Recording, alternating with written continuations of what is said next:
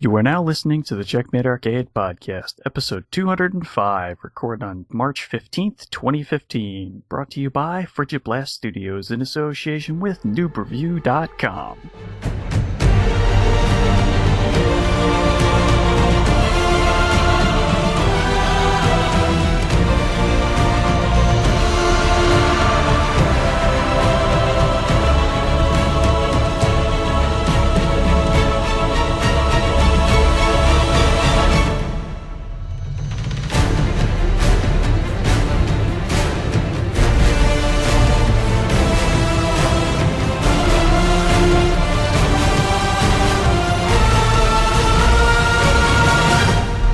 Hello and welcome to the Checkmate Arcade Podcast, your home for quarter munching fun.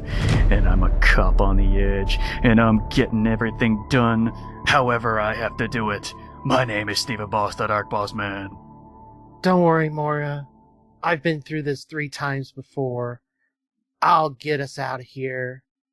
And sorry if my face looks a little rugged, since, this is my 4th zombie outbreak. I'm MSU Hitman Jason Billingsley. Okay. Yeah, I had it a little smoother than that, and then... Yeah, sometimes it just doesn't quite come out Yeah. right when you're thinking it in your head. I've had that happen way more times than I count with openings. Yeah, I'll get into that, rant about what people are saying about Claire Redfield a little bit later, as we'll tell you as Traders to the Tabletop Cause. We'll let you know what we have been playing. We've got the coming now, really, for or just came out, essentially, at this point. Yeah, and we also have NPD numbers for February. But we're not sure if we're going to be able to get to that yet. I think we can do it all right. Well, we'll see. Yeah. Because we have a lot of games to talk about. That's true. I mean, some of mine are repeats, and some are pretty short. 2 of them are really short. Yeah. Yeah, that's true. That's true. Alright, now back with a regular show after the all-news show that we had last time. Yeah, I mean, there's just no way we could do news this time, and we might need to, because there's been a couple of interesting things, some of them under the radar, but there's been a couple interesting things that are... Oh, yeah. Yeah, you're right. There's quite a bit of really interesting news. Mm-hmm. It's just unfortunate we have so many games to talk about. Yeah, we might try a short news show, some point in the near future. Well, I mean, if we try and... it depends on our schedules, I guess. Yeah. If we can get shows recorded in a close enough succession, it won't matter too much. Mm-hmm. But, yeah, we'll have to wait and see. Yep. So, games. Yeah, they're starting to come out again. Yeah. It's going to start hitting pretty quick and furious by the end of the month. Oh, by the time you're listening to this episode, really. Spoiler alert. Yeah. This week's kind of the big week. Yeah, essentially. And then you have a couple of cherries on top, depending on are you a Souls fan? Or are you a baseball fan? Yeah, and if you're a handheld fan or not. Not really. Handheld's pretty light this month, period. Well, except for 2 things. I mean, there's 2 major things. Yeah, I didn't even look at the list you gave me. Yeah. There's 2 major things, but yeah, handhelds are pretty light. You ain't kidding, because now I'm looking at it. Wow. Yeah. How about we start talking about all the games that we've been playing? Yeah, that sounds like a plan. Alright, let's get into our now playing. Alright, my compadre who's residently eviled all the way up. What you been playing? Well, speaking of handhelds, let's get my one handheld game out of the way. Also, I just want to point out, I had no idea where I was going with that. That was pretty good, though. That was nice. All right. I like that. If you say Yeah, so. I thought it was fine. That All right. worked well. But that's going to be a little bit later. Like I said, the one handheld game update would be Persona Q. I am on the 4th and I believe final floor of the 3rd dungeon of realistically 5. They only show you the first 4, but there's that ominous clock tower in the courtyard. You just know that's the 5th one. Or maybe it's the 6th one. Ooh, intrigue. Yeah. But at the end of the 3rd dungeon, I haven't played in a while because I'm at a part where I have an FOE that chases you and can move 2 steps to your every one and is only scared away by lights. And and if she catches you, she could wipe you out in a couple of hits, and it's just not been good. So I need to play it while at home, so I have access to YouTube, so I can watch, some video, because it's hard to find FAQs anymore. They're text. I either have to be lucky and someone's asked a question on game FAQs or something, and somebody's text an answer. I mean, really now it's all YouTube clips. So, but well, I mean, you could not look and just have fun with the game. Well, I mean, I have. It's just when I get stuck, and then I'm like, okay, let's figure out. All right, fair enough. And right, I will concede when you get stuck, it is frustrating. It hasn't been too frustrating, but it was just like, well, okay, I'm gonna stop this until I get somewhere where I can, at some point where I can look at stuff, again, but have access to broadband, and look, that hasn't been able to happen at job number 1, which is where I've played the majority of my Persona Q. But anyway, I mean, I've really enjoyed it. It's been a lot of fun. This will still be the one and only Etrian Odyssey game I play, but that's fine. It did its job. It's an easier Etrian Odyssey game with a Persona shell. So I am content. Now we just need to find out when Dancing All Night comes out. I need to beat Golden at some point, and then we got Persona 5, I guess, this year sometime. I think so, yeah. Thank goodness that's coming to PS4 in the West. Oh, thank goodness. Why? Because still no PS3? Correct, yes. So apparently Sony is repairing old model PS3s. Because I know someone who had one repaired. Okay. And all the data came back safe. That was what, $100? I don't know how much the price was. Didn't ask. Okay. But yeah, I know it wasn't free.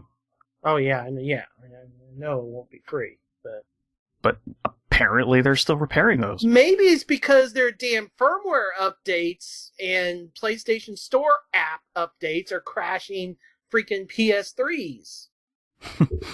That could be it. It could be. Yeah. Yeah. All right. So a little bit of tidbit for everybody out there in case you have a PS3 that's not working. Okay. All right. So moving on, the other Nintendo family game I played this week when I went home to have a joint birthday celebration with my cousin. They fell in love with new Super Mario Brothers U when I played it, because they really like new Super Mario Brothers, and then the whole thing with the pad and being able to make blocks to help the person playing. So we played a bit of that while I was home, and my gosh, I suck now at Mario. I just flat out suck.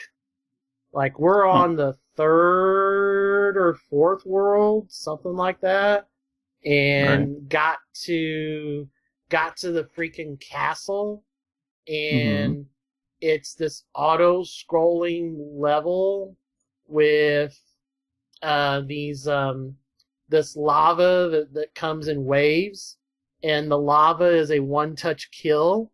no Oh, jeez. no matter if you're big or small. That's not good. Yeah. Okay. And a couple of times I was able to get to the Koopa Kid, the Koopa Kid with glasses, Larry or whatever. But I'd be like small Mario by the time I got to him, and nope, can't, Yeah. couldn't beat him with only having one hit available, and then it's right back to the midway point. You don't get to start over at him. Nope, gotta go all the way back to the midway point. Huh.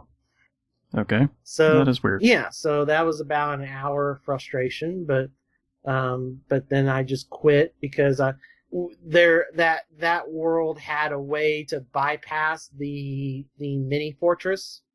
Mm-hmm. So my game actually didn't save, because on New Super Mario U it only saves when you beat a world or a mini fortress. Right. So I'm back to where I was with all my lives still built up. So, but I mean, I guess that's good, because then you don't have to go grind for lives. Yeah. So I play, and that's the only. I still honestly haven't hooked my Wii U back up.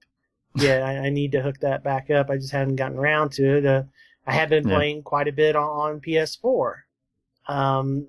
This first game I inferred about a little bit on the previous episode. We'll talk about it properly here. I got at first the demo, and then fell in love and bought the season pass of Life is Strange. Okay. So, time manipulation. Yes, or at least rewind. There's no fast forward as of yet. It's all rewind. So, Life is Strange. It's kind of interesting. This is made by the Remember Me folks. Yeah, I was surprised when I learned that fact. Yeah, it's published by Square Enix this time. Episodic game. It's coming out in 5 parts. Episode 1's been out for a couple months. Episode 2 is coming sometime in the next 2 to 3 weeks. So, yeah, it's supposed to be. There's no real exact time frame for that. Yeah, it's supposed to be sometime in March. So we've got 3 Tuesdays left. So we'll see what happens. But you play this senior. It's high school girl. Oh golly, I'm forgetting her name now. But she's at this special academy in Oregon, and she's a photography student, and she has a natural gift for photography. And one day she's in class, something happens afterwards, and this is all in the tutorial. So or the demo. So this is all in the demo. She discovers that she has the ability to wind back time. And then her adventures kind of take off from there, because you see a tragic thing happen, and that awakens. It's almost like magic or something, because that's when a planeswalker, it's like something, something sinister, tragic happens, and that awakens their spark. Blah blah blah. That's kind of what. That's always how superheroes are born. Yeah, exactly. Yeah, same thing there. Batman, of course, being the direct analog to that. So that, although that wasn't quite as instantaneous, though. Batman took years and years. I mean, the goal. Well, yeah, I wasn't referring to Batman mostly, though. Yeah, mutants. I mean, that's usually puberty and stuff. But anyway, so. Tragic thing happens, and she discovers she can rewind time. So the rest of the demo will be you getting to that point where you can where you can change what's happened, and then the demo would end. And I was like, okay, I'm all in. Let's go buy the season pass. Which you have to be careful, because there's 2 different ways to do it. At least on PS4, there is the buy episodes 1 through 5 for $19.99. Or there is the, you already bought episode 1. Well, here's episodes 2 through 5 at a discounted rate. Yeah. But no. It's like, no, I need 1 through 5. So I bought 1 through 5, $20, and I am waiting with the anticipation for episode 2. But imagine a Heavy Rain style game with better writing. And I like the voice acting. I've seen some, like, I know Two Best Friends Play, and some other people have kind of ripped on the script, and maybe, I'm not around high schoolers, in a I would hope not. in a social setting, so maybe there's some French, because they're French as well. This developer, just like Cage's studio is. So maybe there's some French leanings that are coming in, and well, there most likely is. So you can't block that out completely. Yeah. You're always going to have local colloquialisms. Colloquialisms. I think I got through that word finally. Yeah, those will always shine through in no matter what you're doing. I'm really enjoying it, and what blew my mind is much like a Telltale game, and I'm sure this is heavily influenced by that. Well, the good ones, yeah. Yeah. Well, at the end of the episode, it'll be like, oh, well, what did you choose? Here's where they go the level up from Telltale, because Telltale is just 5 major things. It's like, well, here's the 5 major things and how everybody went. Mm-hmm. You have the major decision choices show up, but then there's a whole bunch of little ones that they keep track of. And there was a ton of stuff I missed. Like, apparently there was a bird that you could save, and I didn't even know. And there's like a bunch of other stuff. Okay. And I mean, there's a whole bunch of, they call them minor decisions. So I was like, whoa, I didn't see like half of these. All right. So I thought that was really cool. I was like, wow, okay, way to go up a level. So it justified more of me buying. I was like, yeah, all right, I'm all in for this ride. Let's go. Yeah, the only reason I was hesitant to even look into the demo was teenage drama. Yeah. Wasn't sure I wanted to get into it. But it's not much like, I mean, it's not exactly like Persona, but there is mystical stuff in the air, because obviously, how are you rewinding time? We don't know that yet. And the end of the episode points to an impending doom for the entire town that you seem to only you have the power to stop. So I think it's mature. It's not, oh, well, who's going to take me to the prom? That type of stuff. Yeah. It's more, abuse of fathers and, bullying and stuff of that nature, which is, like, till you tell the truth, do you lie? Yeah. There's a lot more. This isn't Saved by the Bell. I'd call that comedy more than I'd call that teen drama. Well, right, but they did have some like light, dramatic storylines. Yeah, some, but they always went heavy on the comedy. Or the unintentional comedy. In terms of the caffeine pill episode, the infamous caffeine pill episode. Okay, yeah, I don't remember that, so I'm just gonna keep going. It's probably got a little more in common with somebody send that clip stuff to like Steven Degrassi on YouTube, or by stuff the way. like that. Yeah, Degrassi, that would be. I didn't get to watch that. It's a little much. closer to that. Yeah, because that was what, PBS. Yes. I think it was ABC Family in the U.S. Well, I think originally it was PBS. I don't know. And then I think have no idea. I think it eventually went to But anyways, if you like Heavy Rain or LA Noire or any of the Telltale games, I think you're going to really enjoy this. Well, I mean, you talked me into getting it, so I'll check it out eventually. I think it is better than Walking Dead Episode 2 by a bunch already. Season 2. Yeah, Season 2. Yeah, no. Just from what I've seen, I'm pretty sure you're right. Yeah. So that is out there, and Episode 2, like I said, is coming soon. So Now, this one, I doubt Square Enix takes the time to put this on a disc. I doubt this is going to be like Telltale where it comes out on a disc. Maybe I'll end up being wrong. I don't know. But I would not anticipate... depending on how long it takes them, they might. Yeah, but I mean, if it's 2 months an episode... Yeah. I don't know. We'll see. I don't know if they're going to do this, if they're going to put this out on disc or not, so... Yeah. All right. So moving on from that, a couple of games I bought on sale and just played really quickly. I bought the Jack Pack. Hey, it finally came out. Oh, it may have been out on PlayStation. It just came out on PlayStation to no fanfare. It didn't really come out on Xbox with much fanfare either, and you have to find it. But it was on sale. It was like $10, so I got it. That's a good deal, yeah. It was a really good deal. So I got it. I played through one round of You Don't Know Jack by myself, which that's the only time you use a controller is if you play You Don't Know Jack one player. Everything else requires cell phones. So. All right. So yeah. It's although apparently you can do most of those games in a browser as well. You just have to enter their code. Okay.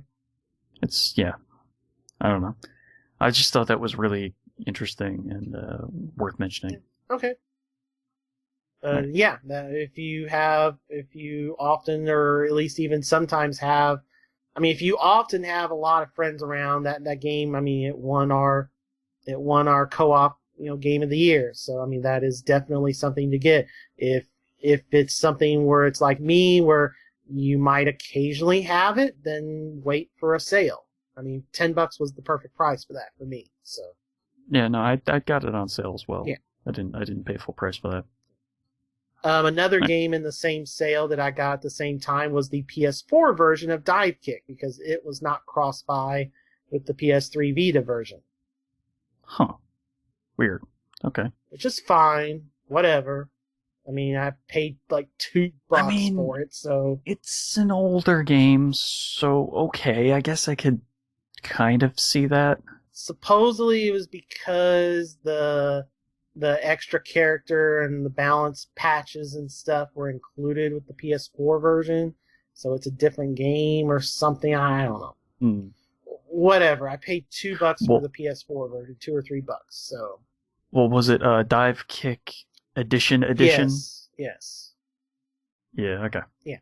So that would be why. Because if it was a regular Divekick on the other platform, then yeah, that makes sense. Yeah. But that got updated with the patch. I wouldn't know because my PS3's broke, but... Right, yeah. Which, I don't know. That's weird. I guess... Do I not have that on my Vita? Okay, I don't know. Anyway, so I've got the updated version of Divekick now. I played through the story with Johnny Gat.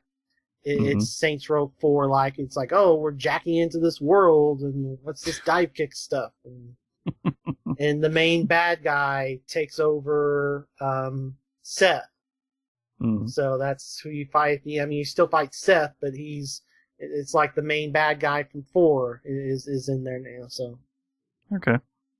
Alright, whatever, but, hey, it's, as long as it brings the comedy and brings the ridiculousness that is Divekick to even greater heights, I'm perfectly okay with that. Yep. Alright, moving on to another repeat, Madden NFL 15. I played some more Madden Ultimate Team, still single-player stuff. But I also started a career mode. Okay. So I went as, you have to pick whatever position you want to play, and then you have to pick whether you're a first-round draft pick, a late-round draft pick, or a rookie free agent. And that affects how good your stats are at first, and how much your stats, how fast you improve. Okay. And also expectations. And also how soon you can become a starter. So, I chose late round draft pick because I put myself as a quarterback from Murray State. And a quarterback from Murray State is never going to be a first round draft pick. So, so I put myself as a late round. And I looked around the teams. and I wanted to play for a pretty good team with a chance to start and not just be the backup. So I ended up choosing the Houston Texans. Because Okay. they have a pretty good defense. They have a pretty good running back, one really good receiver, one pretty good receiver, and just, a pretty mediocre quarterback. So I was able to start. I mean, you play the preseason games, and by then I had built up to where my overall rating was the same as the incumbent guy, and they just started me instead. So I am the starting quarterback in the regular season. Let's see here. I've played all 4 preseason games, and I've played 2 regular season games so far. And I'm undefeated. I went 4-0 in the preseason. I'm 2-0. I just have it on pro right now, and I'm 2-0 on. I'm 2-0 in the regular season, and I'm the second or third highest rated quarterback in the AFC. Mm-hmm. So, doing pretty good and having fun with that. It's a little bit. I mean, I've never done one of the career modes before, and I just didn't want to. I didn't want to play as Jay Flippin' Cutler, and I didn't want to go through and create a coach because all the trophies are tied to using either a created player or a created coach or a created owner. Okay. So I just decided, and I've been watching Chris Smooth on YouTube, and he has his Madden series that he does is really third career, although he's done more lately. He does career and ultimate team on his videos. So I was like, I want to do career, and I'm going to take the team he didn't take. He didn't take Houston. He ended up going Miami. He's like, I'm going to take Houston because I like Arian Foster. Got a hell of a great defense. Got 2 good receivers. Let's just go here. So I'm having fun with that. Mm-hmm. And I will now transition from that and wake Steven up to talk about Resident Evil Revelations 2. Good old Biohazard from Japan. This game, for those that don't know, has been, and it's really weird because usually the episodic games, the episodes aren't done yet, and they're like we talked about with Life is Strange, or for those familiar with the Telltale games, there's usually an episode and then a month, like a 2-month wait, and another episode, and so on and so on. This one, all the episodes were essentially done. So what Capcom has done is, if you want to buy it digitally, it's $25 to get everything. You get the 4 main episodes. You get 2 extra episodes, and because and then you get we'll talk about the raid mode in a second. You get Hunk playable in raid mode. Yeah. And because I pre-ordered the PlayStation version, I got the map pack as well, which now if you bought the complete thing, I don't think you get the map pack anymore. I think that's just an add-on now, yeah. Yeah. But on Xbox, it wasn't the only way to pre-order it was on PlayStation. Which is apparently weird because apparently that is going to be the first game, AAA game, that runs way better on Xbox One than it does PS4. Huh. Like Digital Foundry has gone through, and it's a higher resolution, faster frame rate on Xbox One than it is PS4. Weird. Yeah. Literally like the first game that's the case. So. Alright, that's really weird. Yeah. But this game takes place story-wise between Resident Evil 5 and 6. The first Revelations took place between 4 and 5. You don't need to have played the first Revelations at all. I would say... I don't know that it matters that it takes place in between the 5 and 6, because 6 is one we will never speak of again. It's just so you know the context of stuff, and some comments are made about 5. We're just gonna take 6 out behind the barn, and you're just not gonna ever see that game again. Yeah. Don't worry about where it went. It's just not gonna come back. All right, but so I would say that it would be good to have at least a familiarity with Resident Evil 1 and 2, considering it features characters from those games. So, well, I mean, if you don't have any reverence for any of the Resident Evil games, why are you playing it? Right. Yeah, exactly. So, Revelations 2, the game starts off, Claire Redfield is working for this anti-bioterror organization called TerraSave. And such a dumb name. It's such a dumb name. With an even dumber commercial that plays when you first start up the story mode. Oh, God, yeah. Yeah. But Claire has been working with this organization since the events of Resident Evil Degeneration. Yes, that's the animated movie, boys and girls. Which is also where her character design was based off of. And a friend of mine that I work with at job number 2 has made this comparison and has said this thing. And I kind of agree with them. It's just, people have been giving crap about how Claire's face looks. Mm-hmm. And I think it's fine. Now, maybe Capcom didn't do... I see what Capcom's trying to do. They're trying to age Claire a little bit, because by the time this game is, in terms of the storyline, she's in her early 30s, I think. So they're trying to, just give her some age. And this girl has been through a lot of crap.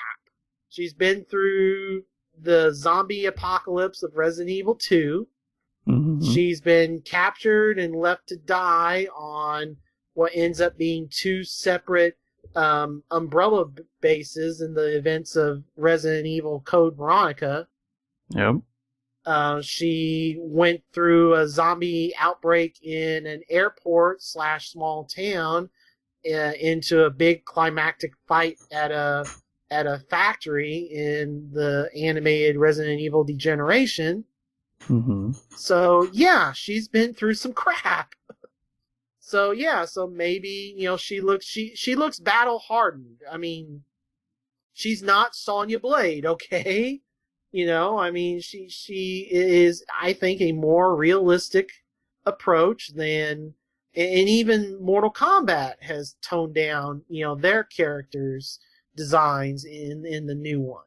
But I just think she looks like a mid-30s woman who has been through some hella combat, and when presented with it again is like, especially having to protect a young, late teenage daughter of a close family friend, and who is not experiencing such stuff. I mean, she's like, okay, much like Leon was to me all those years ago, I am now Moira's Leon, so let's go. But okay. Anyway, they're at Moira that I mentioned is Moira Burton. It is the daughter of Barry Burton from Resident Evil 1. And, well, he appears in 3, and he appears off and on in the series, but most people know him from 1. Moira is... getting ready. It's her first day, and there's this welcoming party at the corporate headquarters, and all of a sudden, armed men storm the corporate headquarters and take Claire, Moira, and everyone else hostage. And you wake up in this horrible prison with this weird bracelet attached to your wrist, and you've got to try to get out. Mm-hmm. Yeah, it just ain't no normal prison, that's for sure, though. Yes, because you find pretty quickly on that a zombie-like virus, very similar to kind of a cross between the ones from Revelations 1 and Resident Evil 5. So in terms of the monster design, think of a cross between those. Yeah, it's kind of like Las Plagas mixed with the zombie virus. Yeah. So that you find out rather quickly that This place is infested with these creatures, and you've got to get the heck out of Dodge. Mm-hmm. The second half of each, so you play, the game is local co-op only. There is no online co-op for the campaign mode. So if you have a friend... Yeah, that's weird. That's really weird that it's local only. Yeah, it is. Thankfully, though, this is not Resident Evil 5, and the co-op person, if you're playing alone, is capable just fine. And you can switch quickly with the press of triangle. Hmm. And they're technically not used in combat anyway. Right. There is an upgrade that you can eventually buy where Claire or Barry, and we'll get to him in a second, they will use their weapons when you're controlling the other character, Moira in Claire's case. But their firepower will be turned down, but also it won't spend any of your ammunition. Which became a big problem for me by the end of episode 1. I was completely out of ammo. Yeah, that seems like something that should be, implemented from the beginning. What? The fact that the AI doesn't spend any of your ammo? Well, so if you're controlling the other character, they'll only melee. They won't. If you're controlling Moira or Claire, will only melee, but then you have to spend money for the perk to where they can fire just at lower power, but no ammo. That seems like a dumb thing that should have been implemented from the beginning. Okay. Well, regardless, so but yeah, there are, and you find out very early on, and you have to dig down into the mythos of Resident Evil, but there was a tragic gun-related accident when Moira was a little girl, so she is vehemently anti-gun. So Moira eventually finds a crowbar, so all of her combat is with this blunt weapon. She also carries the flashlight for you, and her flashlight, if she focuses it on an enemy's eyes, it can blind them. She can also find hidden ammo and other items in the environment by focusing the flashlight on them. That's such a strange mechanic, though.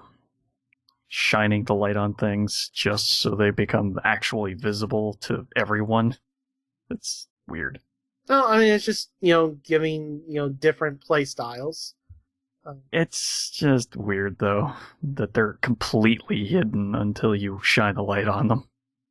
Because you literally can't walk over and pick it up, even if you know it's there. Right. Well, I don't know. I like it fine. I'm okay with it, but... It just makes some odd choices, that's all. Okay. But Claire is, fully capable in combat, will use any of the weapons she comes across, yada. Eventually, each episode is structured so that the first half of it you play as Claire and Moira, and then the second half of each episode you play as Barry, who has found his way to the place where Claire and Moira are, searching for them, and the secondary character, if you thought Moira, you're not going to like the second character for Barry's side, Steven, because Barry finds this little girl, I think her name is Natalia. It's either Natalia or Natasha, I forget which. I think it's Natalia. Yeah. So, she's a little, prepubescent girl. I mean, I would say 6 to 8 looking-ish. Very small. So she can crawl through vents that none of the other characters can get through. If she's crouched and crawling, enemies won't notice her. And she has some type of hidden vision ability because when you are controlling her, you can see the enemies through walls. And she also has and other side abilities to where there will be ammo and other objects hidden, and she can point to them to make them visible. Okay. And then because she's Weird. a little girl, her only defense is there will be bricks laying around that you can pick up, and she can use them to either melee attack a downed enemy or throw at an enemy. which some of the enemies that works out for, because there are some of these blob-like creatures that explode when you get near them and do a ton of damage. So being able to throw that brick at them from a distance and have them blow each other up while Natalia and Barry are at a safe distance is quite valuable. Yeah, that's usually pretty helpful. Yeah. So since Barry is prepared in coming to the island, he has 3 different weapons to choose from that you'll find ammo for. I don't know if he finds a 4th. Maybe eventually he does. I don't know, but he has a handgun, an assault rifle, and of course, being Barry Burton, he has the Magnum. Of course, that's what I was waiting for you to say. I'm like, does he have that signature? Yes. Does he have it? Yes. And there you go. Yeah, he has the Magnum, which the game warns you the bullets are extremely rare for. So in other words, so use them for bosses only. Yeah. So anywho, so that's how the campaign is structured now. Like I said with the episodes, the first episode came out like 3 weeks ago, and then the episodes have followed each week consecutively until this week is the final episode, and it'll also mark the disc release, as we'll get into in a bit here. So it's an interesting take for Capcom to do on a game like this, and got a $15 discount of buying the game digitally versus the disc, because the digital complete edition is $25, whereas the disc is $40. And the only thing that differentiates the disc from the complete digital is it includes that map pack that I got for free because I pre-ordered, but otherwise now you don't get it. So it includes that map pack.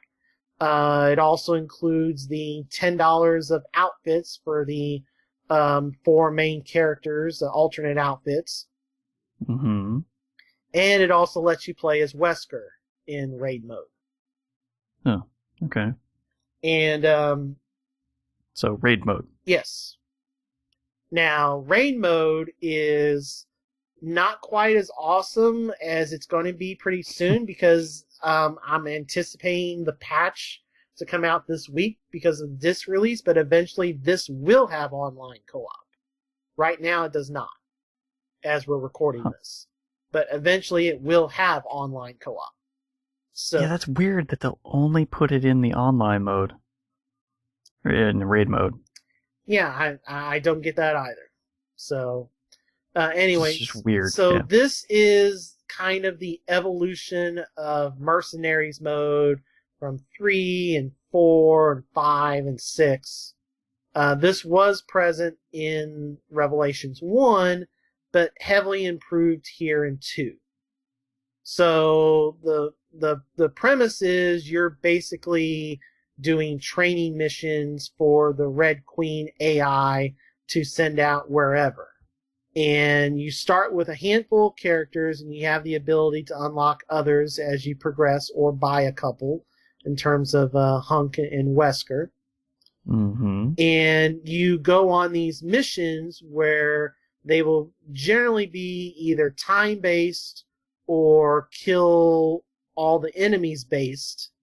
And there are a couple where you'll be in the middle of an area and have to protect this glowing flag, and all the creatures will be running towards the flag and trying to damage it, and it has its own health meter.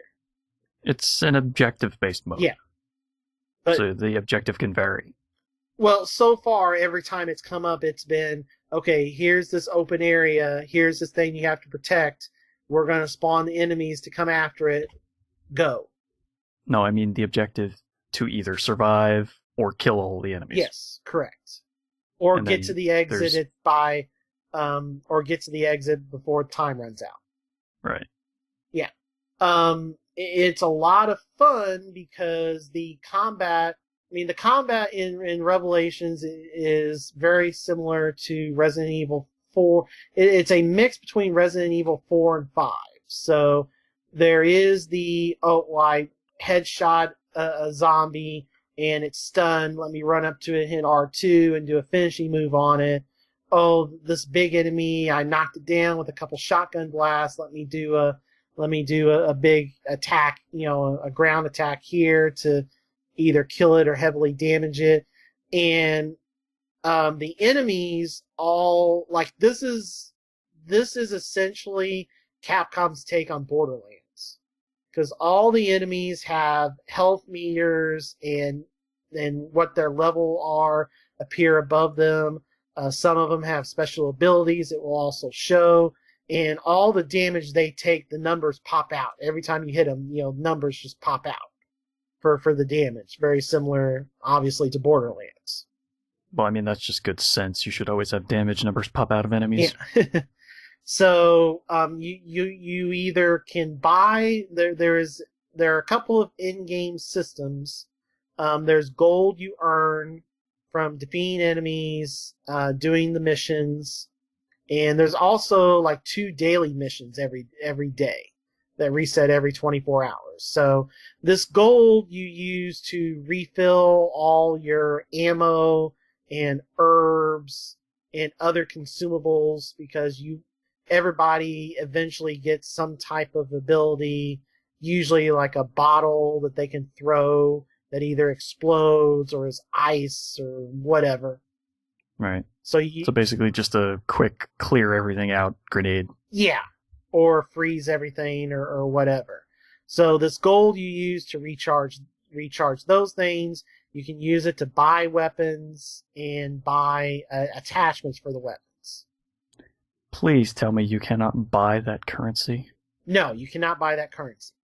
Oh, thank God. Okay. Yeah, no, that currency you cannot buy. So you can also find weapons and parts when you play the regular missions. So there are about 9 or 10 levels. There's a normal. Basically, you're going down a progression tree. So there's normal, hard, very hard, and there's about 9 or 10 sets of 6 challenges per thing. Okay. And depending on how well you do, you unlock medals.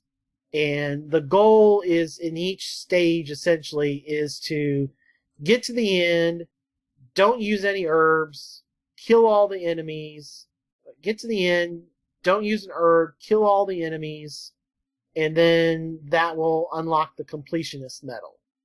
So basically your goal is to beat every level without killing all the enemies, without healing of these normal levels, and that fully completes it, and then you go to the next one, and so on and so forth. Yeah. And there's experience, and you level up, and the characters that you aren't using over time build up a rest XP, so when you switch to them, they will earn extra experience points based on how long it's been since they've been resting. Yeah, it's still weird.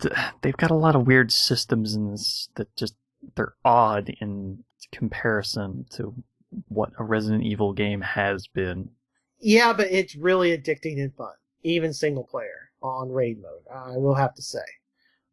So here's the other part of this. Oh, no respawning. That was the other medal. Don't respawn in the...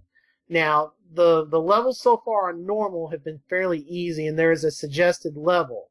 What's nice, though, is even if you have a character that's because it's beat the level with your character level at or below the suggested level. But you can still use characters that are over leveled. When you start one of the main missions, you can set what level your character is.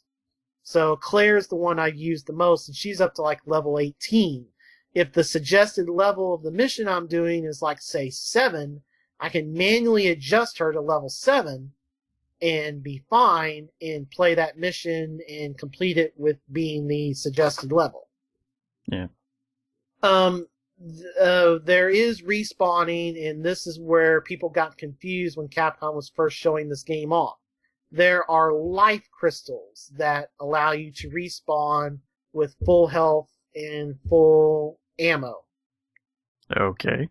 Now, I've had to use these in the daily missions because they get really tough, and I imagine they will eventually get tough in the tree of the raid missions. Now there are blue and red ones.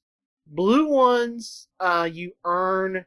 It seems like it gives you a couple a day, and then when you complete the daily missions, they give you some.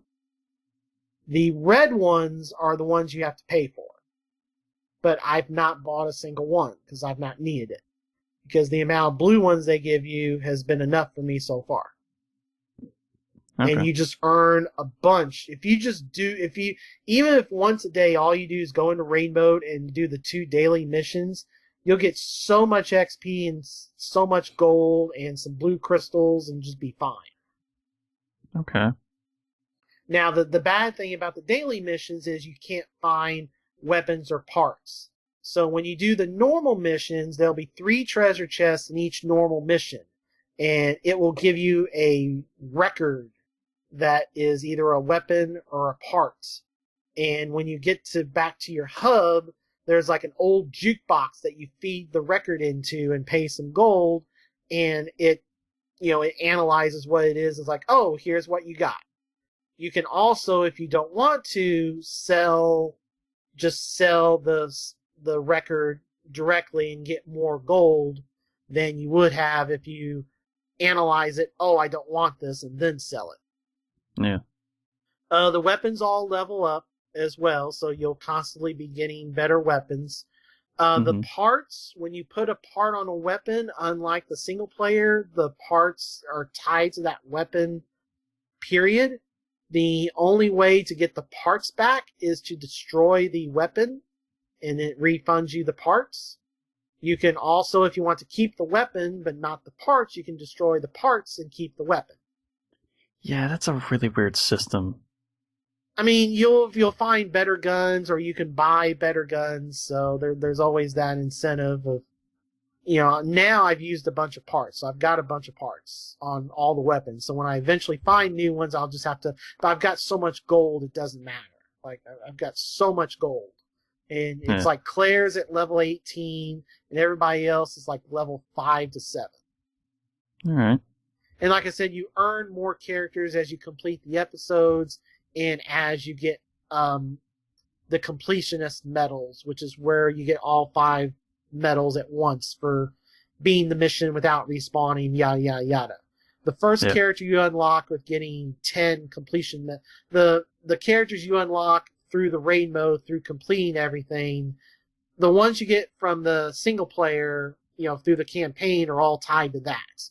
And then all of the ones that you get for completing the all the objectives in raid mode, like the first one I unlocked was Jill in her Revelations outfit.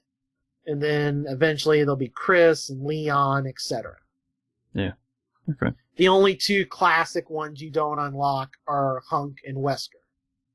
And if you, for whatever reason, if you bought the episodes separately or whatever, they're available separately for purchase. And there's also 7 classic Resident Evil weapons that you can buy. Okay. Like the Samurai Edge and Barry's Magnum and et cetera, et cetera. And I think they're all like level 25 weapons. Each character can level up to 100. So that's the max level. Okay. Yeah, it's a weird mix of systems. It really is. I think it's fine. I think it's a lot of fun. I wasn't saying it was bad. It's a weird mix of systems. Yeah, I mean, it's Capcom experimenting.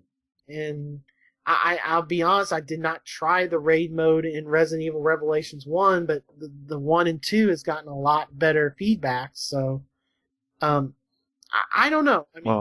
Considering Resident Evil Revelations 2 is better than Revelations 1, yeah. No, I think anything attached to that would be better. Well, I mean, it's just Revelations 1, that should never have been a 3DS game. They should have built that from the ground up for 360 and PS3. And they did a very good job upgrading, doing the port and upgrading it. But that game should never have started on 3DS. It just shouldn't have. It was a strange idea, yeah. But this is them trying to do a Resident Evil game, keep the Resident Evil name going, a smaller one, I think it's... Well, after 6... They had to do something. Yep, and the gameplay is really good. I mean, if you enjoyed Revelations 1 or 4 or 5, I highly suggest looking into this.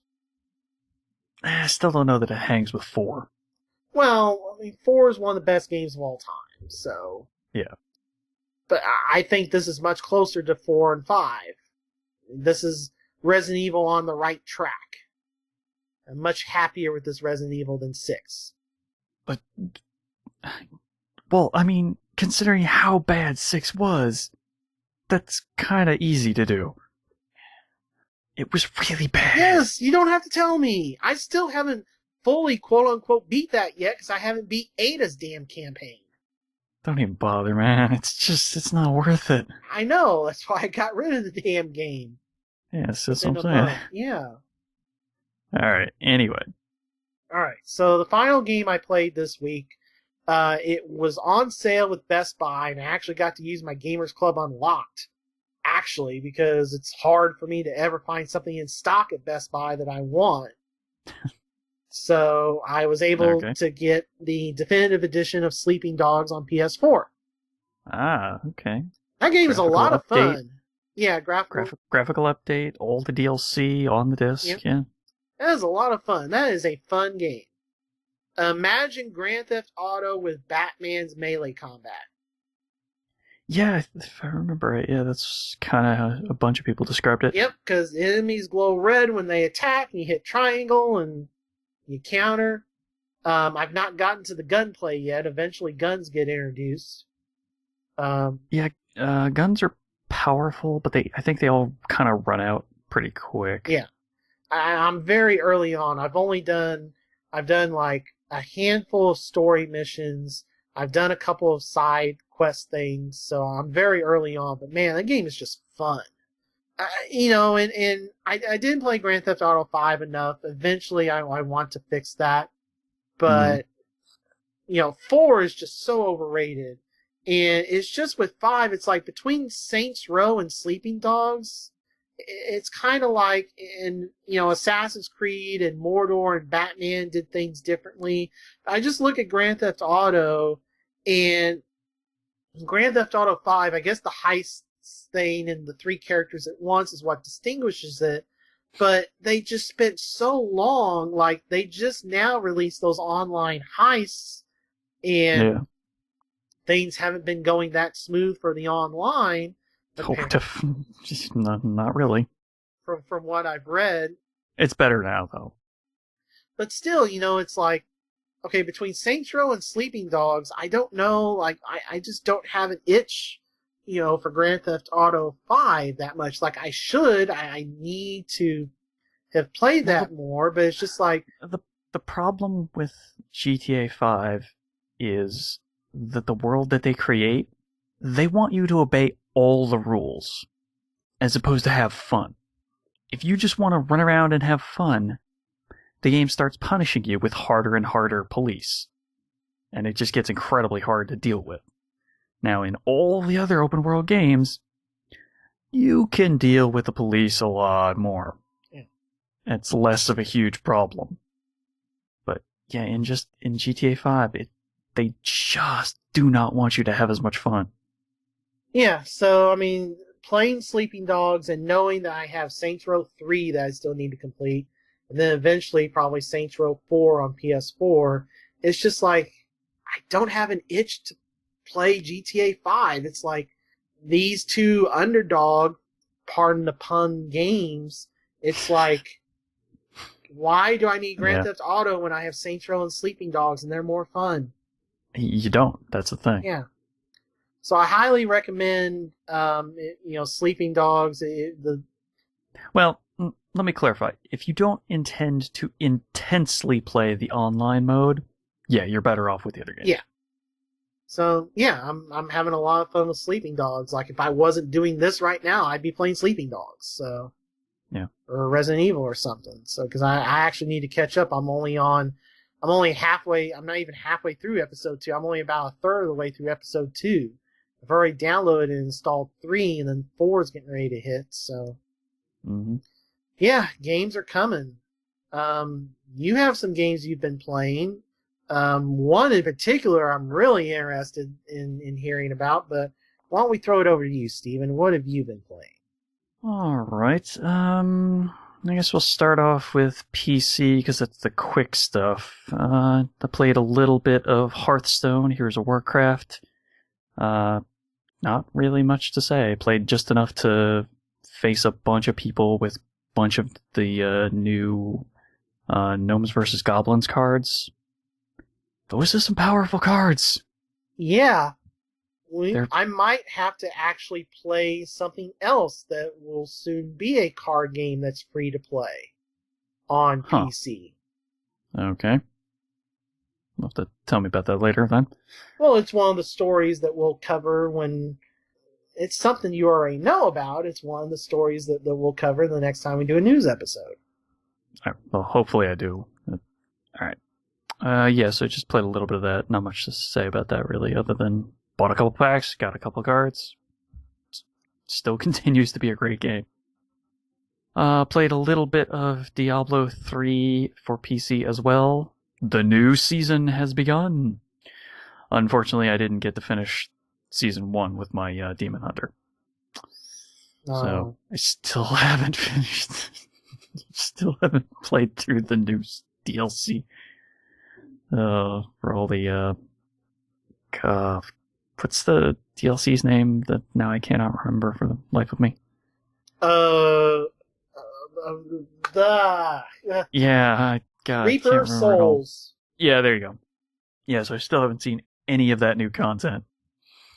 Started up a Crusader. Man, the Crusaders are crazy. They do not mess around. Even at the even lower levels, man, they can take a lot of damage. And they can dish a lot of damage too. It's kind of crazy. I don't know that I'm going to be dying as the Crusader. Because my health has not become critical in a very long time since I've started getting armor. That was pretty good. Yeah. And I'm playing on hard mode again, just to get the bonus XP, but yeah, it has not become a big challenge at all yet. I might need to bump the difficulty up. Alright, so not much else to say about that. Continues to be an awesome game again. Alright, so let's get to 3DS. Played a little bit of Mario Kart 7. I finished like one race on the 120 cc's, I think. Okay. And that was the point where I said, yeah, I don't know that I want to force myself to play through all these 120 cc's. So I said, yeah, I think I'm done. So I finally took it out of my 3DS. So, yeah, I don't know. If somebody wants to play multiplayer, that might be the only time I'd break it out again. But I think that's the last time you'll have an update from Mario Kart 7. Still really good. We'll have to play sometime, because that's on a digital copy from my original 3DS purchase, which I still have. Yeah, like I said, as long as somebody wants to play multiplayer, I'd be happy to break it out, but don't think I'll be playing any more solo. Alright, and then I was playing a little bit of Picross E3, which I returned to because that was the only Picross E game that I didn't fully complete. Because I still hate the Mega Picross puzzles. And those are the only ones that I didn't finish originally. I went back and forced myself to finish them all. Because I wanted to make sure I finished everything in that game. In all those E games. Just because. So now I'm completely done with all those Picross E games. At least until the next one comes out. But I mean, I'm actually way more happy to play one of the newer games because they have rule sets that are much closer to the rule sets that the original Picross games had, which is all the puzzles are timed, and if you hit the 30-minute time limit, you don't actually finish the puzzle. And if you make too many, and if you make a mistake, it actually tells you, okay, well, that's a mistake. Now you have a penalty. And the penalty is just adds time to your time limit. Or it adds time to the amount of time you spent on the puzzle. So 2, 4, 8 increments. So, yeah, because it didn't have those rules in Picross E3, I was very unhappy with those Mega Picross puzzles. But I went back, and I fumbled my way through most of them, to the point where I was finally able to finish them. So, now I'm completely done with that. Alright, and then I was playing some demos. Or in one case, trying to. We'll get to that in a second. Okay. I played through the extremely long demo for Witch and Hero 3DS. Yeah. I'm now aware of this game. It's a little bit older. I believe it came out sometime either middle of last year or early last year. It is a top-down RPG. I guess it technically is an RPG because you do level up. And you earn experience, and you earn gold, so you can go to the shop to buy better weapons and equipment, and better spells for your witch. You play as Hero, who is guarding a witch who is trying to stop a big evil from taking over. Well, they kind of fail at the beginning. This sounds like that Knights Conflict game on 360. It has a sense of humor. Okay. The hero and the witch fail to stop Medusa from releasing a bunch of evil on the world, and Medusa turns the witch to stone. So everybody's not too happy. So your first goal is to unstone the witch. Okay. So, yeah, you're basically just playing defend the flag by keeping the monsters away from the stone witch. Is this like some type of tower defense thing? Kinda, yeah. It's a little bit like that. Because the monsters will flood in from all around the screen. Right. And all you have to do is just run into them to do damage. Oh, it's the ease 1 and 2 mechanic even. Ugh. But you will take damage every time you run into an enemy, period. Unless it automatically kills them. So, it's really weird. It kind of reminded me of Half Minute Hero a little bit. Yeah. Except worse. Okay. It's not good. It's real bad. Because I hit a point where, in the demo, I had to grind heavily. Ugh. Just to get past this one level. It was like level 6 or 7. Okay, done. It was, yeah, it's even for like a less than $5 game, which I think it was, and it has been on sale quite a few times. It's just not worth it. It's not good. Don't bother with it. It's pretty bad. There's just nothing to it. That's kind of the problem. There's no skill. Alright, so the other demo I was playing, trying to play, was Citizens of Earth for 3DS. I say trying because during the demo the entire 3DS crashed.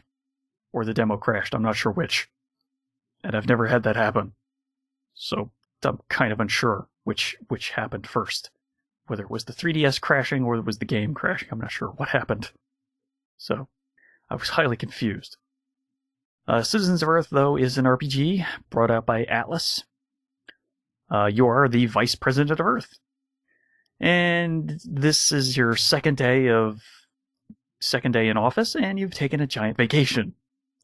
Because running for election was hard. And as the VP, you did a lot of politicking. So you were tired, and you decided, yeah, I'm going to take a couple days off.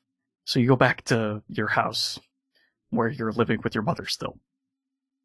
Yeah. So, you wake up, or your mother wakes you up, and then now it's time to start your day. And the way the RPG mechanic works is you are a complete pacifist coward who does not want to do any kind of heavy lifting. So, you go around and recruit various other citizens of Earth to do your bidding for you. The first one you get is your brother, who is a mail delivery guy who works for the fake postal service in the universe. And then the second person you recruit is your mother, which is kind of hilarious like that. Your mother is the healer and the debuff, and your brother is the really weak physical attack guy at this point. But it's a place to start, so you can start somewhere. From then on, you start recruiting other people to your cause. You recruit like a bum and a bunch of other people. The first quest that I was trying to do when the game decided to crash on me was to figure out what the secret ingredient is in the secret blend of this coffee of the fake Starbucks is. Because it seems like it's too good to be true, that it is so addicting. There must be something in it that's not quite right. It's the paranoid, what's the conspiracy guy is telling you about it, and is like, I'm gonna go tell the police about this. You figure out what's in the blend, and we'll meet back up, and then maybe I'll join you. And then I get to the police station, and he's like, he's been arrested because he seemed a little weird. We didn't want him hurting anybody. So it has a really fun sense of humor, but then the game demo crashed on me. So I don't know that I could recommend the 3DS version, because now I'm afraid that the game might actually crash. Thankfully, though, it is on PC. So it seemed fun from what I was playing, but again, just maybe not a game to play on 3DS. Yeah. Maybe on PC. Or the console. I mean, I don't know about... Is there a version coming on consoles? I wasn't sure. Well, at least on Sony. I don't know about Xbox. Okay. Citizens of Earth is out on PSN. Now, I thought it's on Xbox One as well, but don't quote me. I'm not sure. But definitely something to check out. It definitely seemed pretty fun. What else? The last game I was playing on 3DS was the full release of a free-to-play game, Pokemon Shuffle. It came out on 3DS sometime last month, I want to say, right? Yeah, and if you didn't download it, when next time you open up your system, it'll be like, hey, this is here for you to unwrap if you just go into the eShop. Well, if you have it set to automatically download stuff, yeah. Well, no, the Rusty deal downloaded and installed itself. This was hey, this is here. Go to the eShop and you'll hit unwrap, and it was like, go to the eShop and download this. Whereas Rusty was just already installed. It just opened and there's Rusty. Yeah. Well, it was a tiny install, so it wasn't too slow. Yeah, 600 blocks, whatever. Yeah, which is pretty small for a 3DS game. Yeah, it's not the 20,000 that Resident Evil Revelations is. Or the 1,000-something that is Phoenix Wright to Dual Destinies. Yeah. But it's a free-to-play match 3 game. Yep. In the vein of Candy Crush or Candy Crush Soda Saga or Puzzle Quest Marvel Puzzle Quest, or whatever it's called. I guess a little bit like that. But you actually have free reign of moving your pieces anywhere on the board to make the matches, as opposed to moving them only one space left, right, up, or down.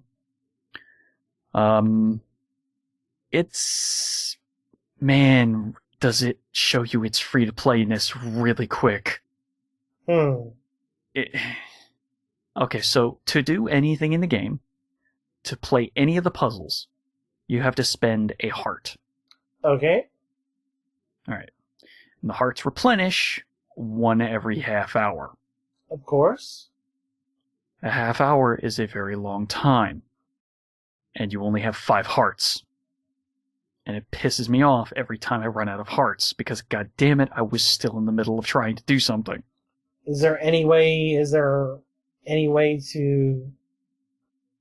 Well, I was thinking increase the hearts, but... Technically, yes. You can pay them real money. Well, that wasn't paying real money.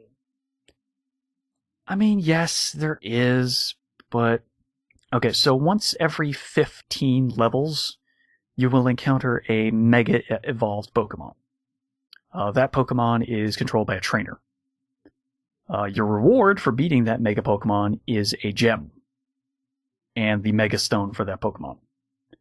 Now, the gems can be redeemed for hearts or coins, which you can spend on little buffs to help you out in each of the matches, or XP bumps to increase your Pokemon's, your support Pokemon's levels, which they will do more damage to the Pokemon on the top screen that you have to capture. Problem is, it's 5 hearts for 1 gem, and every time you use one of those gems, like I said, it replenishes the 5 hearts, but that countdown timer immediately resets. So if you had like 8 minutes left on the timer for your next heart, you use your gem, you get your new 5 hearts, and then you go and use one, that countdown timer is now back at 30 minutes. So you cannot get through enough of the game to play more than 5 levels per day, essentially, for a very long time. Yippee! It's such a damn frustrating game because it's not a bad game. It's just a really blatant money grab and pisses me off that it is. Hey, you know what's coming out in like 2 months? I hear there's this Puzzle and Dragons on cart coming out in 2 months. It even has a Mario Brothers edition. Yeah, and that sounds fun. Because as soon as I realized, man, if I could get rid of this stupid timer and just play the game with how they have it set up without a timer and just have an infinite number of hearts, the game would actually be worth continuing to play. And I've spent way too much time on it. It doesn't change. I'm 120 levels in or something like that. Something like that. Okay. Yeah, it's a frustrating exercise in patience. And I just do not want to play the game for 15, 20 minutes a day. Or every 2.5 hours as all the hearts regenerate. That's not how I play games. It's like the worst possible pieces of a phone game brought onto a handheld with the most cute and fun wrapper that they could have possibly designed for it. Yeah. Because Pokemon. Right. It's so frustrating. Alright. Well, that's all the stuff I was playing for 3DS. Let's go to Xbox One. Actually, let's do 360 because I only played one thing on 360. Okay. Yep. Here we go. I played a lot of Dragon Age or Inquisition. Woohoo! Where I have been officially named the Inquisitor. Yes. And the real game has begun. Yep. Only got 2/3 and another 50 hours to go. Yeah. Well, I mean, now the world is my oyster because now I can do a ton of different things from the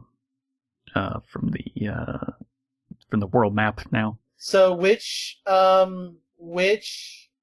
side did you choose at the end of the first act, shall we say? I chose to try and help the mages. Yes. Did I not tell you how awesome that mission is? It's, man. I didn't see that coming. Oh, it's so great. I definitely didn't see it coming. Yeah. Still don't love the combat system as much as you did, though. I think it's doing its job, but don't love it. I'm not hating it though. I have neglected in finding some more. Nobody I know. I'm going to have to go to the BioWare boards, and I don't want to do that. Well, no, I'm way more survivable than I was because I'm basically every couple hours. So once every other play session or so, I'll head back to town and go to the blacksmith and go, okay, what else can I make that's higher level than it was the last time? So essentially, I'm just constantly making custom weapons and armor. Yeah. So yeah. So far, nothing has beat out the custom stuff that I've been able to make. Yeah, I found... Now, did I ever get you a working code for the deluxe on 360? No. Okay, I think I found another 361 here. I'll have to try to send you. Well, what was in that code? It's some weapons that you start off with and are okay. You know, they're pretty good starting weapons, but once you hit levels 10 and 15, you make advanced versions of, and especially on the armor, has always been the best armor that I've been able to build in the game. Okay. For the Inquisitor. Right. Well, I'm using a rogue, so... Well, it's whichever character you choose, it will be the dragon armor for a mage, or a warrior, or a rogue. Okay. Alright. Yeah, then I guess I could definitely go for that then. It also lets you go to DragonAge.com and get the soundtrack. And it gets you a bunch of mounts. I don't really use the mounts. Yeah, they look cooler than the normal ones. But yeah, but I'd rather run around collecting resources and have like 1 billion of everything. Right. That's the problem with the horses. Yeah. So you have played it recently, so you must have the new patch, right? I guess. Well, do you have... Oh, wait, you haven't probably really explored... Do you have the storage chests yet? I don't think so. Okay, you haven't gone downstairs of your new abode. No. Okay. Eventually... Yeah, the new house, no. Yeah. So, eventually you'll go downstairs there, because that's where all your upgrade stuff is now. Okay. And you'll meet a character you may or may not recognize from Dragon Age Origins. And there's a storage chest there now, which they just added in the most recent patch, which finally... Yeah, it is a little infuriating that they forced you to carry things that were above your level. Well, now you have a chest. So... Even if you wanted to keep them. Right.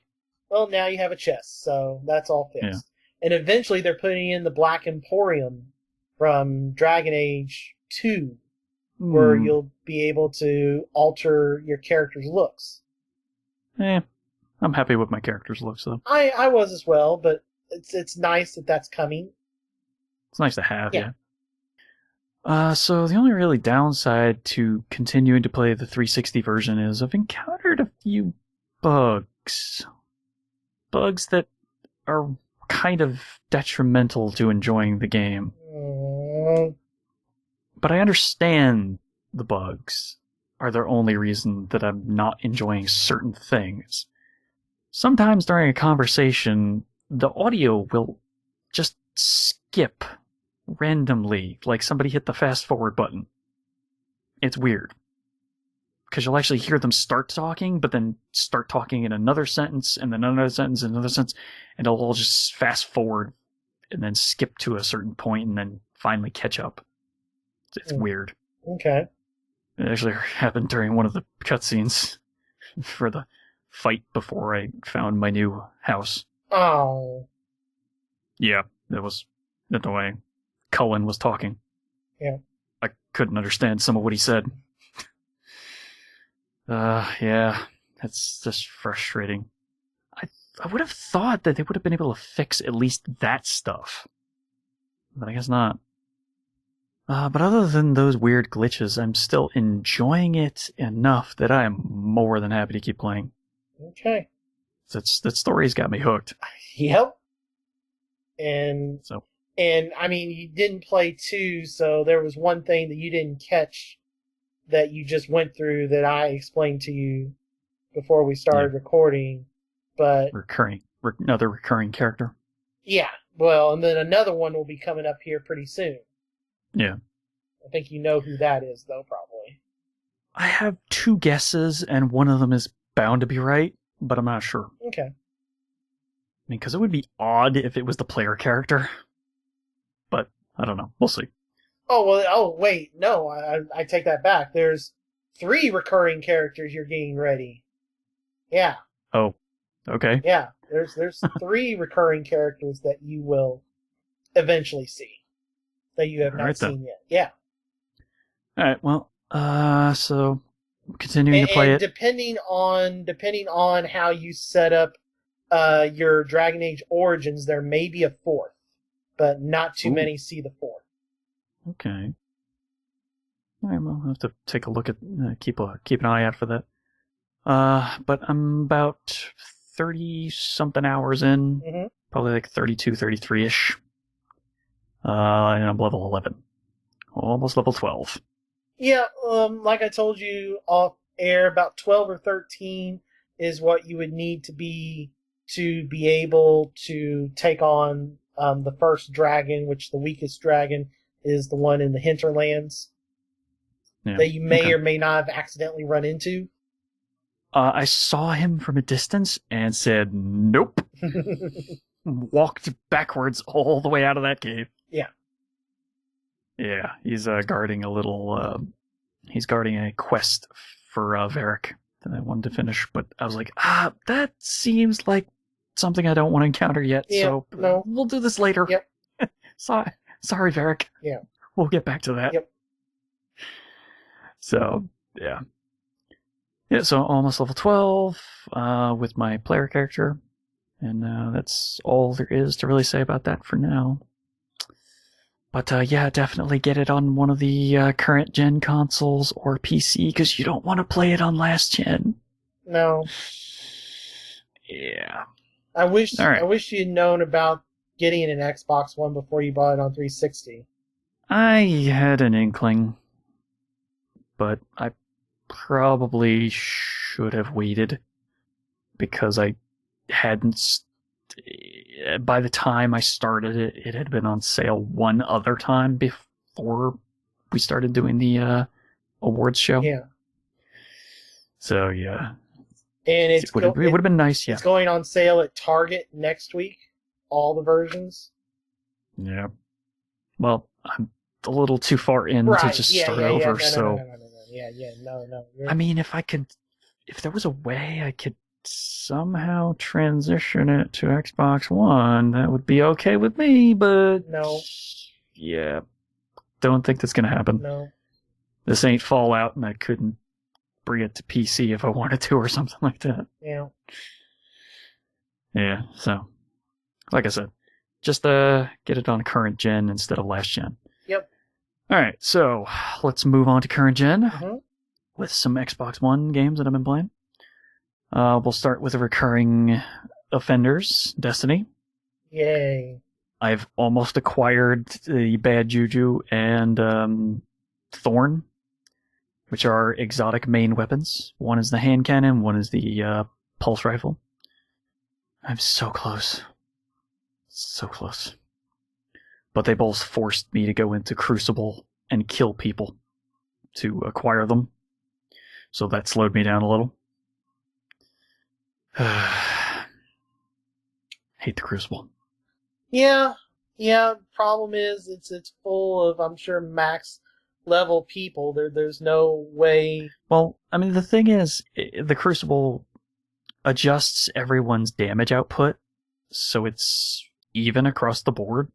Yeah, but the higher level people have their shields and stuff still, and all player health and shielding is rounded to a specific amount. Oh. It's like 100 health, 100 shield, or something like that. Okay. It just, everybody's even. Unless you're playing in the Iron Banner playlist, which only happens once every month and a half, 2 months-ish, where they'll bring out that playlist for a week. And that one allows you to have all your level advantages.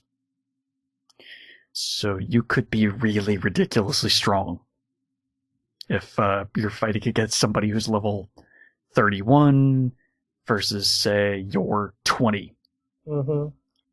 it makes a big difference. Yeah. Yeah. So, but, I mean, I understand what they're trying to do with the Crucible. It's just so annoying to have to go into the Crucible to get certain weapons. Yep. It really is. So, yeah.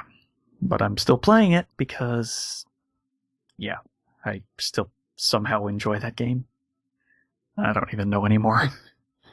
But they actually had an update recently where if you were doing the weekly heroic quest, Yeah. you can no longer do that solo. It now automatically puts you in matchmaking, which is actually really good because it's really hard to do solo. So thankfully, they've finally done that. Now, the only one you cannot have, the only ones they don't have matchmaking for now are the weekly Nightmare, which is a ridiculously strong version of the heroic for the weekly, and the raids. So there's no matchmaking for either of those things, which is understandable because you really don't want to have random people who could potentially drop out in the middle of those. Because that would be really bad. Because it'd be completely outgunned at that point. That's about all there is to say about Destiny. I will be continuing to play through that. I started up playing the Xbox One version of Titanfall, which was on sale a couple times, and I was able to get in on a sale for it. So I had the digital deluxe version of it now. Oh, kind of funny you got the digital deluxe version on Xbox One. Yeah, when all the DLC is now completely 100% free from now on, until Xbox One no longer accepts anybody. Yeah, I mean, they did that for the year anniversary. I'm just kind of surprised it's permanent, but it's kind of just annoying that it happened. I mean, I got about a month-ish out of it since that last sale. I mean, I only paid $12. I'm not too. Yeah, I only paid $12 for the 360 version. So yeah. No, I paid like 12 something for the Xbox One version digital as well. Yeah. So I'm not too salty about it. Not like Flesh.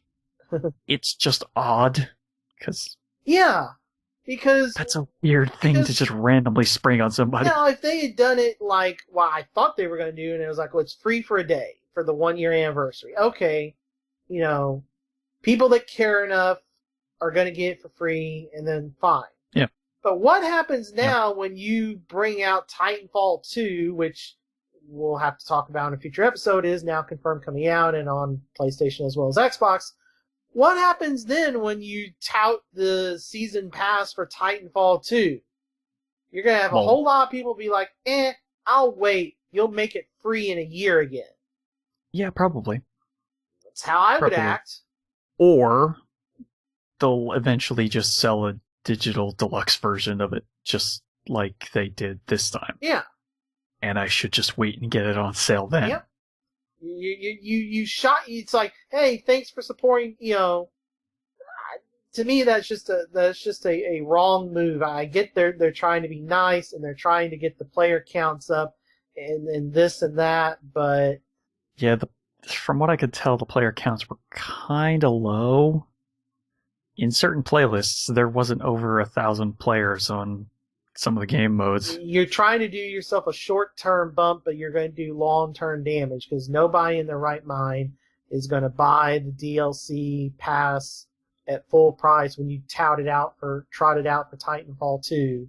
Everybody's going to be like, oh, well, you'll just sell a version with everything together or you'll make it free again, so why am I going to pay for this? Yeah. Well, ignoring all the news, at least, about it. Yeah. Titanfall continues to be so damn awesome. Yeah, it's a great shooter. Yeah, it's still so good. I think I got myself up to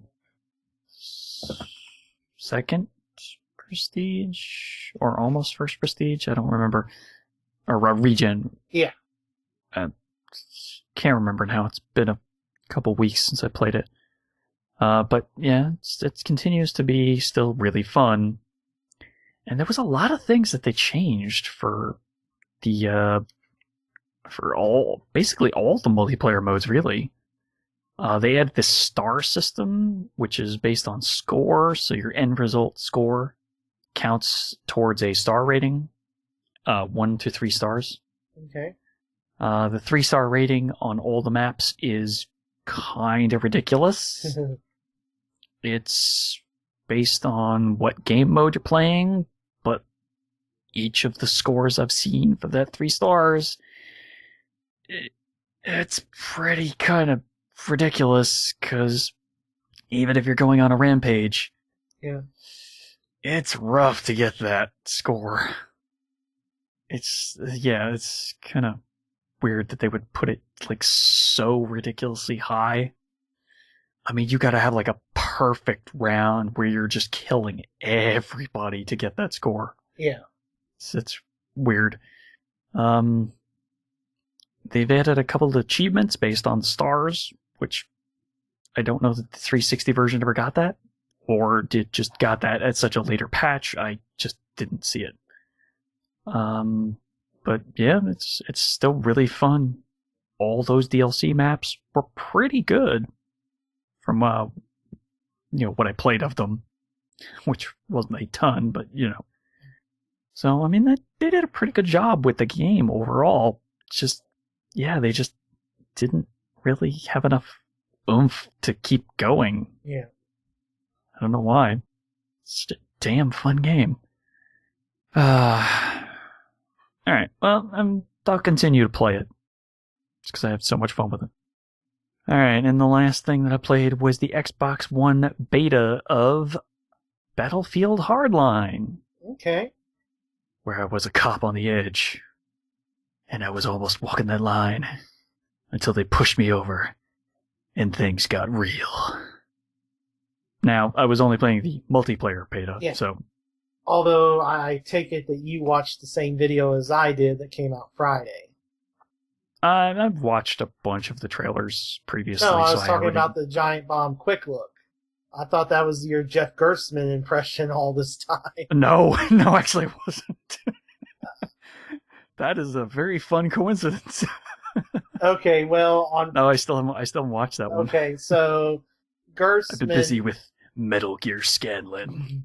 Alright, so basically, he didn't go to the multiplayer review event, because he's like, I don't want to do anything like that, because Battlefield 4 was so junk at launch, so that, LAN multiplayer, that doesn't interest me at all. So let me sign up for EA Access and do what EA Access allows me to do. So he did the prologue and first chapter, which took him about 50 minutes, and then he did 20 because he failed a couple times, a couple points, and then he did 20 minutes of multiplayer.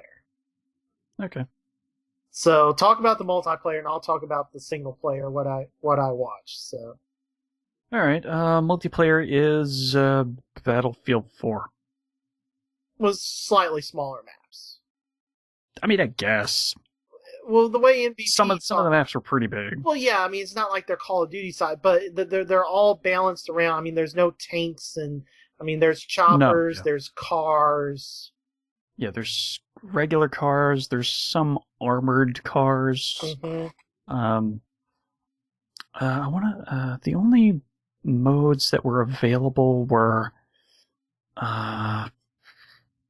the bank heist, the one where you're trying to break into the vault as the criminals, or defend the vault as the cops. Mm-hmm. And then the other mode that was available was Hotwire. Yeah, there was about 10 or 12 different modes of multiplayer in that. Yeah. And different betas have had different ones available. So, the bank vault one is you go and protect the vault, or you go and break the vault open and steal the cash. Yeah. Get the cash to the drop-off point as the criminal, or stop the criminals from getting the cash to the point as the police. Yeah. it's completely straightforward and was kind of boring to me. The other mode that I played was Hotwire. Hotwire is basically mobile capture the flag, or mobile domination, I guess would be better analogous to it. Mm. Because each of the places you have to capture is a car. To actually get points for it, you have to be moving very quickly. Yeah. And if you're not moving quickly, you're not taking any tickets off your opponents. So therefore, you want to be driving those cars in large circles, making it very hard for your opponents to hit you. Yeah. Driving seemed okay. Other than that, it's Battlefield. It's entirely Battlefield. Okay. The single player is interesting. I think you're really going to like... the single player is seeming like the thing I would actually care about way more. So what if I told you that it was structured very similar as to a serialized cop show, maybe like almost, not quite, but almost a Hawaii Five-0 except in Miami, but it plays like Far Cry without the open world? See, that sounds way more interesting than their multiplayer. I wonder why they haven't shown that off more. I don't know, because watch the Giant Bomb quick look, but essentially, here's the thing. So, there'll be parts where there's stealth. There are parts where you flash your badge to freeze up to 3 enemies, and you have to point your gun at them to keep them frozen, and your partner will cover you as you take them down and arrest them, and that gives you more cash or experience points. You could also knock them out from behind, and, again, you'll get some experience points, but not as much. If you try to freeze and arrest somebody, like if you try to freeze and arrest multiple people, or somebody sees you while you're arresting that didn't get frozen by your badge flash, or if you let the meter fill up and you're not pointing, they'll have like a meter that fills up if you don't point your gun at them. If that meter fills up, they just pull their guns out and try to shoot you. And, you're a cop, you're not a soldier, you're not wearing body armor, so while there is regenerative health, about 4 shots or so and you're dead. Okay. So, like I said, there's stealth where you can sneak around and knock people out, or, freeze and, arrest them and everything. And the knockouts look very similar to Far Cry. You're able to throw to distract. If you need to distract one enemy at a time, you can take empty shell casings and toss them like they were rocks in Far Cry, and the person will go, "Oh, what was that?" Huh. Yeah, see, that sounds extremely fun. Then there's driving. There'll be like high-speed chases thrown in there as well. Yeah. Yeah, see, that sounds way more fun than the multiplayer. Because the multiplayer was hella Battlefield, and I'm not a huge Battlefield person. It's nothing wrong with it. Mm-hmm. It's not really my cup of tea. There are certain guys that if you arrest them in each episode, will unlock weapons and other stuff for you, because they have active warrants. There'll be crime scenes where you have like this little device to scan evidence. Kind of similar to Condemn, but not quite. But if you successfully scan all the objects related to a case, and you're able to build the case, that will unlock stuff for you. Okay. New weapons and all that type of stuff. So, yeah, there's a lot of interesting stuff with that single player.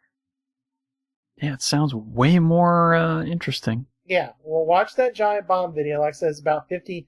The EA Access thing only lets you play the prologue in episode 1, but there's about 50 minutes of Jeff going through that, and it is interesting. It is different. It's not your straight Call of Duty clone that Battlefield 3 and 4's single player have been.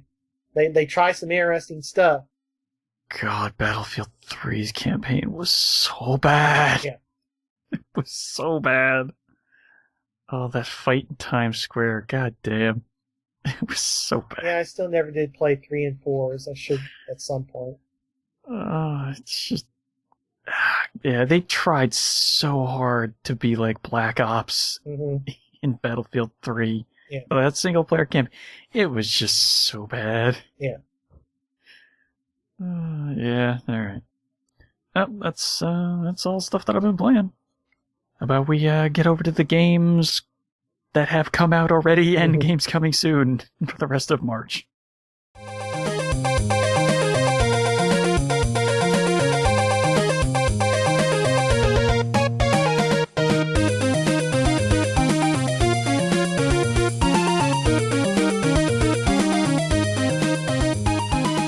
Alright, hit me with the releases.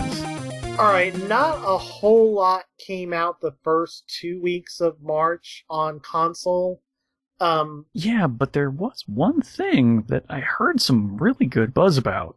So I don't think the first thing was Scream Ride for Xbox One and 360. Oh, I've heard some really good things about it. Okay. I'm gonna check out that demo. March 10th had the DMC Definitive Edition and the Sniper. That was for PS4 and Xbox One. Scream Ride is an Xbox exclusive, 1 and 360. Sniper Elite 3 Complete Edition. Okay. Basically, we're not talking about Wii U except for only one game, which we'll get to in a second. So, Sniper Elite 3 Complete Edition came out for everything. And then the PS3 got a couple of Tecmo / NIS or whatever, JRPGs. Altair, Shally, Alchemist of the Dusk Sea. Okay. And Tokyo Twilight Ghost Hunters. So this week, as you're listening to this, the 17th is the big week of the month. The aforementioned Battlefield Hardline. Yep. The aforementioned Resident Evil Revelations 2 on disc. Those are coming out for all 4 consoles. PS4 and Xbox. Wait, even Wii U? No. PS4, PS3, Xbox One, Xbox 360. Forget Wii U exists except for one game we'll mention in a second. Alright. So Battlefield Hardline, Resident Evil Revelations 2 for everything. Final Fantasy Type 0 HD for PS4 and Xbox One, which the Day 1 edition is the only way that you'll be able to get the Final Fantasy 15 demo. That seems, again, I've said this before, like a really dumb way to build hype for Final Fantasy 15. Well, it worked for Konami. Zone of the Enders, Metal Gear Solid 2. Yeah, but now there's the internet and people can download things. Well, so why not just let them download it as well? At a later date. Gets them to try a new Final Fantasy game they may not have tried otherwise. That's weird. Alright. Blade Storm Nightmare coming out for PS4 and Xbox One. Okay. Cabela's Africa Adventures coming out for everything but PS3. Huh. The Awakened Fate Ultimatum for PS3. Another Japanese RPG, I assume. Okay. And then your one Wii U release of the month, March 20th, Dan Riker, Get Hype, Mario Party 10. Oh god, they've all been so bad. I don't understand how he likes them so much. I don't either. They've all just been so bad. And yet he tortures everyone else by making them play through all of them. Yeah, I kind of wonder when they're going to be brave enough for number... Okay, so 1, 2, and 3 were N64. Yeah. 8 and 9 were... Why is the 3DS one not numbered? Because 8 and 9 are Wii, right? Or Wii, correct? I think so. So is it 4... so GameCube is 4, 5, 6, 7? Did the GameCube get 4 of them? I think it was 3 of them, and then... Well, then that means 4 was also in 64? I think it might have been, yeah. 4, I'm not for sure. 5, 6, and 7, I know are all GameCube. Yeah. I don't know 4. And then there was there a GBA one or there was a DS one and a 3DS one, but apparently those aren't numbered. Those don't count in the numbers, unlike the handheld Mario carts, which do. Yeah, I don't know their number. I don't quite understand their numbering system, really. All right, but anyway, so that's the one Wii U game. Friday the 20th, Mario Party. All right, going to the 24th, Bloodborne for PS4. Borderlands, the Handsome Collection for PS4, Xbox One. And then apparently there's going to be a retail release of Child of Light for only PS3. Don't know if that's on a disc or just a code, but the second time I did this list, because the first time I did it and forgot to save, and my computer updated overnight and I lost everything. Oh, jeez. So I had to type all this out a second time, and the second time this showed up. So I don't know. Huh. All right.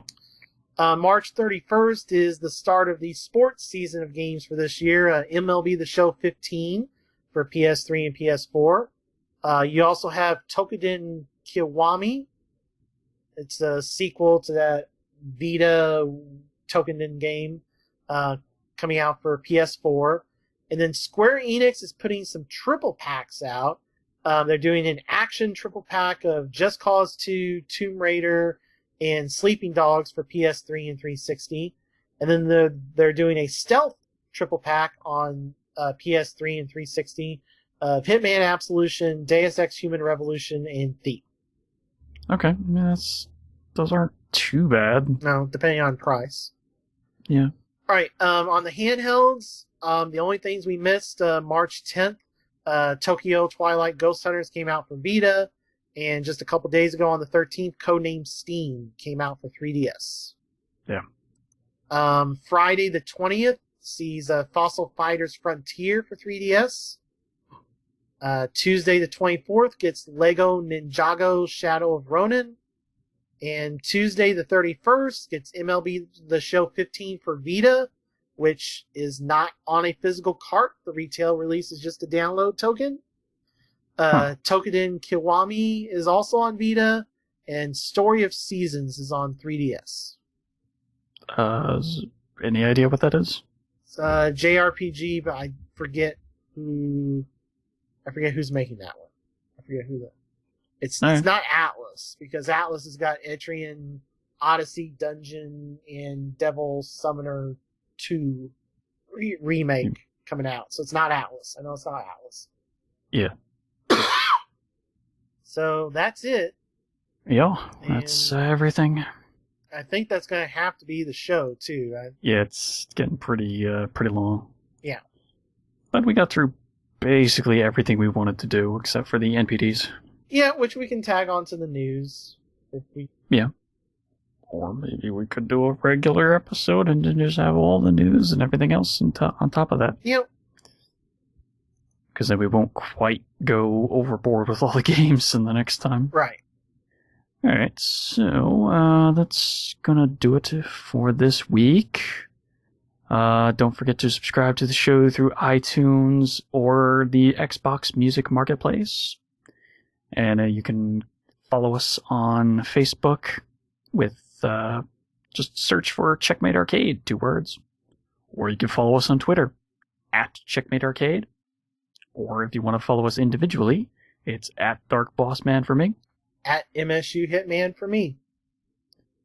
Alright, and if you want to listen to us on the go, you can listen to us on Stitcher Radio for your smartphones. Alright, that's gonna, I think, cover everything. So that'll do it for this episode where I've been teetering on the edge and I'm about to fall. But I'm gonna be taking you bad guys with me. My name is Stephen Boss, the Dark Boss Man. And I've been through hell. I'll get through it again. I'm MSU Hitman Jason Billingsley. Alright, and we will see you on live, PSN, or maybe even on the net. Peace out, everybody.